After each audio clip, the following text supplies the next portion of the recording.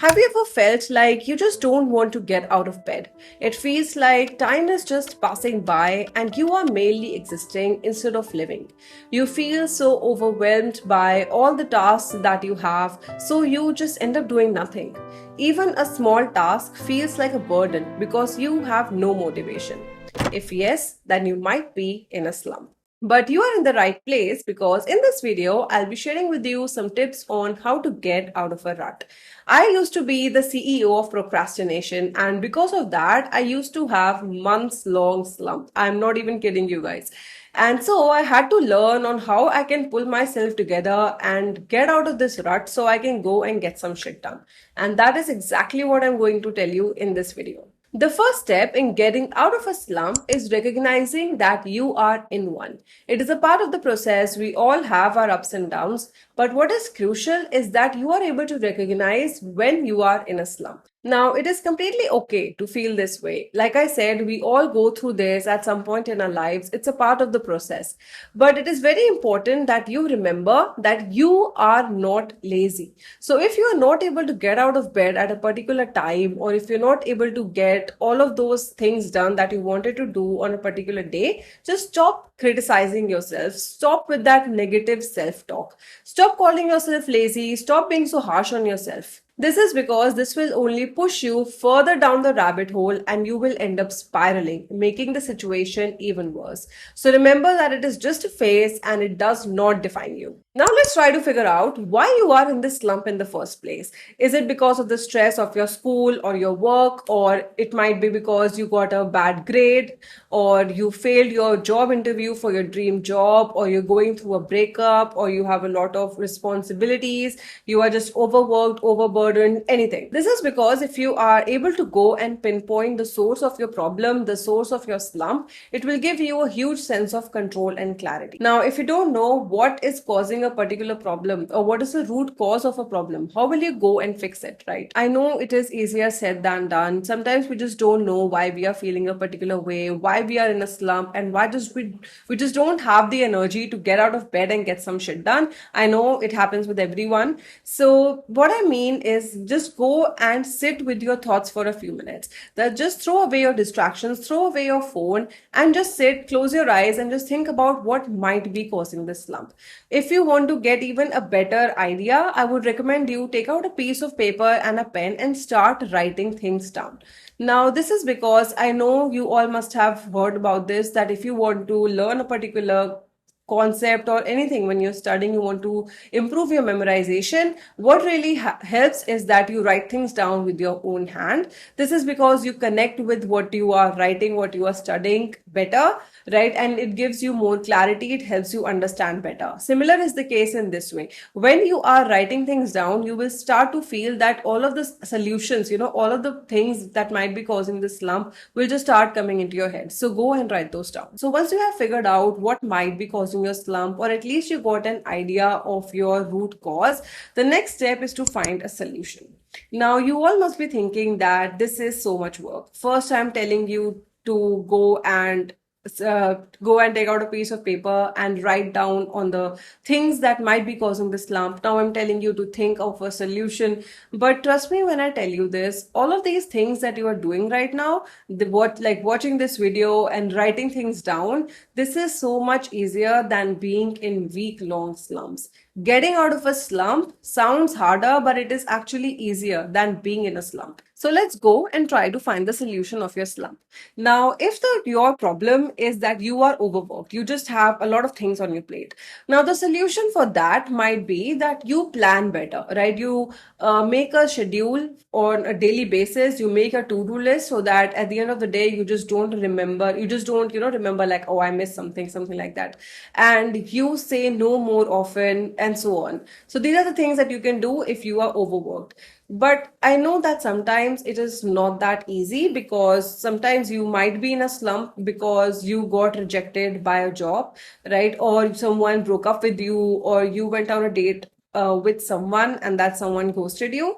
Now, the solutions to these problems actually lie in your perspective. Now, we all get thrown such fireballs in our lives, but how we are perceiving these, what we are learning from all of these things play a huge role in our lives. Now, I'm not saying that if you got rejected by a job, you are not allowed to cry and you should just go to your home, sit on your desk, and just start studying again. You will feel bad because you worked really hard for it. That is very natural. If you liked someone and your feelings weren't reciprocated, of course you will feel sad. So that is your right. You can feel sad, you can cry about it, you can give yourself some time. Your mental health is important, but it is also important that you don't end up wasting hours or end up wasting days and just get into a slump. That is not how you deal with problems. So you can at least go and try to work on your perspective on how you should take things in a little bit positive way. Now, for example, if you get rejected by a job, it is very normal to feel bad. You might even start to question your preparation.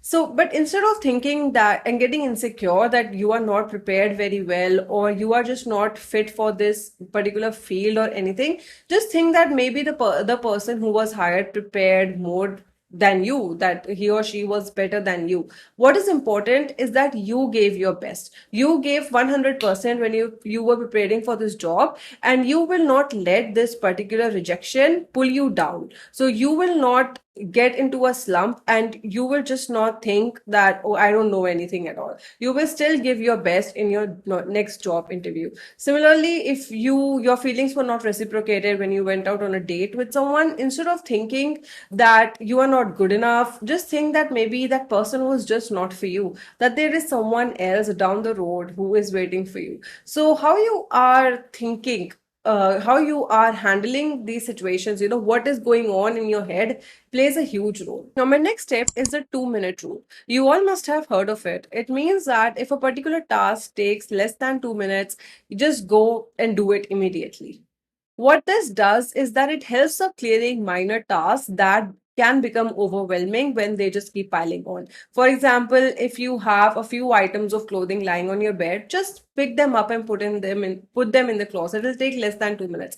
But if you will just keep avoiding it and just more stuff will keep on piling on your bed and your whole bed will become messy, then it will look like a daunting task because it is. Now, similarly, if you have a work mail that you need to send but you are just procrastinating, just go and draft that mail. It will take till less than 2 minutes. Now, this is really amazing because if you go and do these tasks, right? If you see that there are some things on your bed and you just clear them up. Similarly, you come to your desk and then you see that there are some things on my desk that can just clear up in like 2 minutes, and you do that, you will notice that it will build up a momentum for you to get things done one after the other. Now, in this, I love to follow the 3 to 1 technique. So basically, once you have decided what is the task that you have to do, you give yourself 3 seconds. You count like 3, 2, 1, and then you get up and go and do that task.